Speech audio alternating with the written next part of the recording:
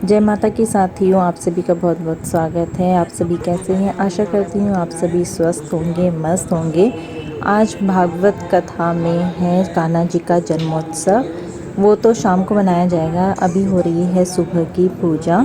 तो अभी लड्डू गोपाल जी को स्नान कराकर यहाँ पर इनका श्रृंगार किया जा रहा है। लड्डू गोपाल को जल और चरणामृत से स्नान कराया जाता है। लड्डू गोपाल जी को रोज़ सुबह स्नान कराया जाता है। ये नहीं कि आज जन्मोत्सव है इसलिए स्नान कराया जाता है। ये डेली होता है सुबह की पूजा से पहले कि लड्डू गोपाल जी को स्नान कराकर उनके कपड़े बदलकर उनका श्रृंगार किया जाता है। जिस दिन जो यजमान बने होते हैं उस दिन सुबह से लेकर शाम तक की सारी पूजा वही यजमान करते हैं। वही कान्हा जी के स्नान के लिए चरणामृत का प्रबंध करते हैं, उनके नए कपड़ों का प्रबंध करते हैं। और उस दिन जितनी भी पूजा पाठ की सामग्री यूज़ होती है उस दिन उन सब चीज़ों का प्रबंध यजमान ही करते हैं, उस दिन के यजमान ही करते हैं। श्रृंगार करने के बाद अब उनके माथे पर चंदन और रोली से तिलक किया जा रहा है। अब यजमान लड्डू गोपाल जी को अपने सर पर रखकर एक परिक्रमा करेंगे। एक परिक्रमा पहले भी की थी, स्नान कराने से पहले एक परिक्रमा और होती है, फिर स्नान कराने के बाद एक परिक्रमा और ली जाती है। ऐसा भी डेली किया जाता है। अब लड्डू गोपाल जी को उनके स्थान पर रख देंगे। अब यजमान इन्हें भोग लगाएंगे।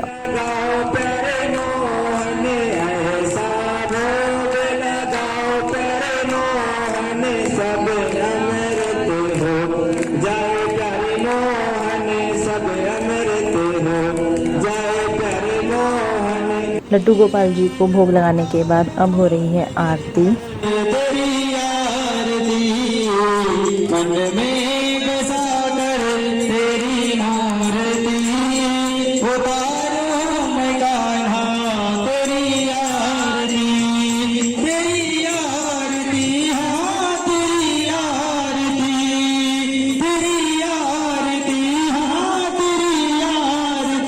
सुबह की पूजा होने के बाद अब हमें चरणामृत का प्रसाद मिलेगा।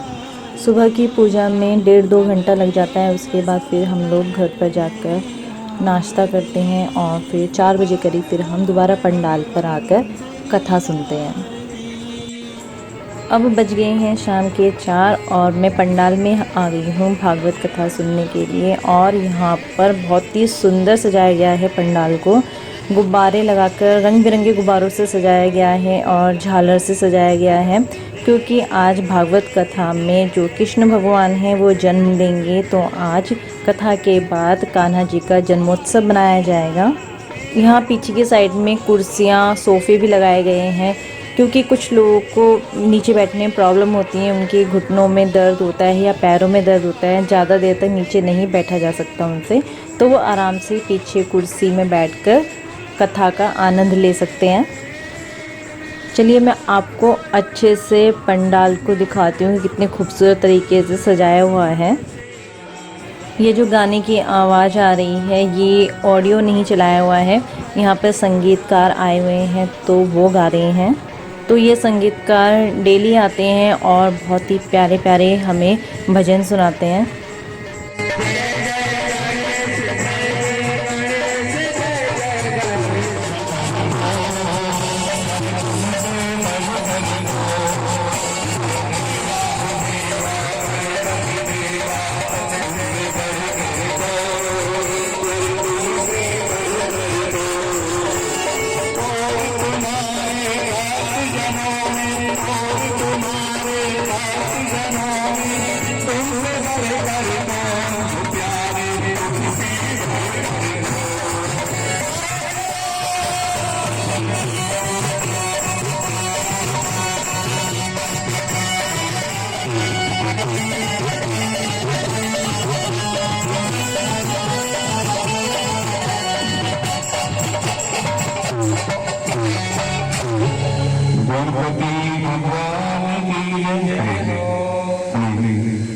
अब शुरू हो गई है आरती। कथा शुरू होने से पहले एक आरती होती है, फिर कथा के बाद एक आरती होती है। तो अभी कथा से पहले वाली आरती हो रही है।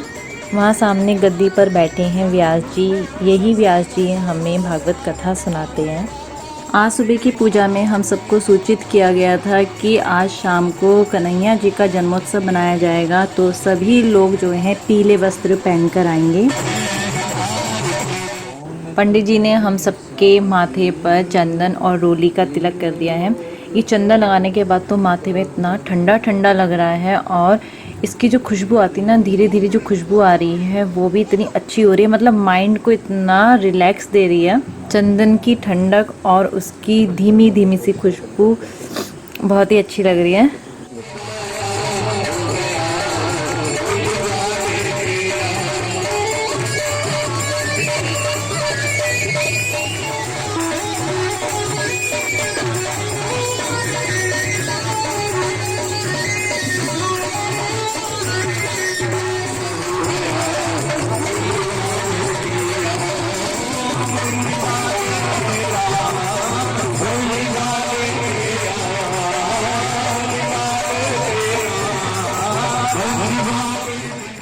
विष्णु भगवान जी के 5वें अवतार यानी कि वामन अवतार की कथा सुनाने के बाद अब यहाँ पर हमें वामन अवतार के दर्शन कराए जा रहे हैं। तो बहुत सुंदर प्रस्तुति की गई है प्रभु के वामन अवतार की। अब सारे लोग चरण छूकर प्रभु के वामन अवतार को दक्षिणा देकर अपना प्रेम दे रहे हैं।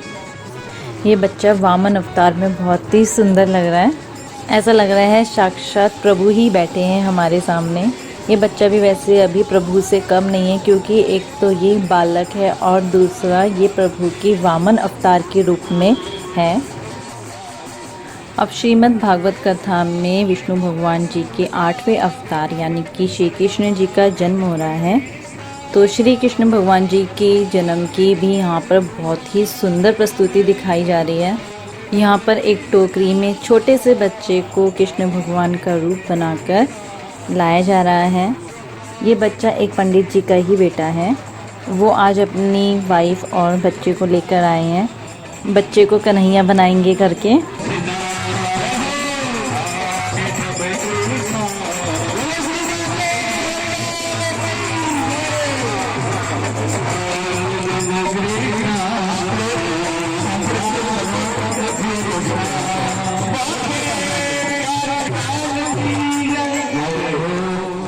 छोटू से कन्हैया को व्यास जी के गोद में बिठा दिया है। व्यास जी उसे लाड प्यार कर रहे हैं, कुछ खिला भी रहे हैं उसे।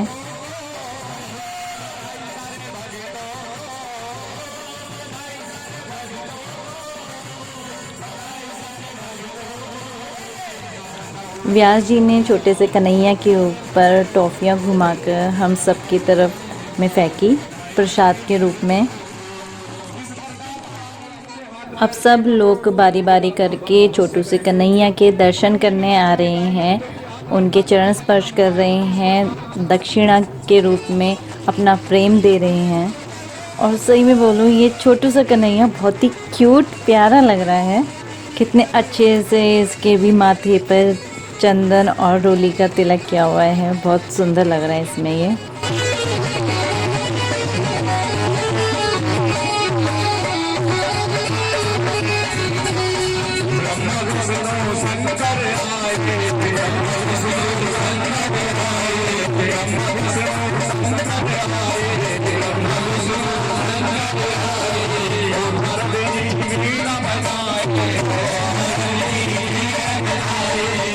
कान्हा जी के जन्म लेने की खुशी पर हम लोग खूब नाचकर झूमकर कन्हैया जी का जन्मोत्सव मना रहे हैं। देखिए हम लोग कितनी खुशी से नाच रहे हैं सब।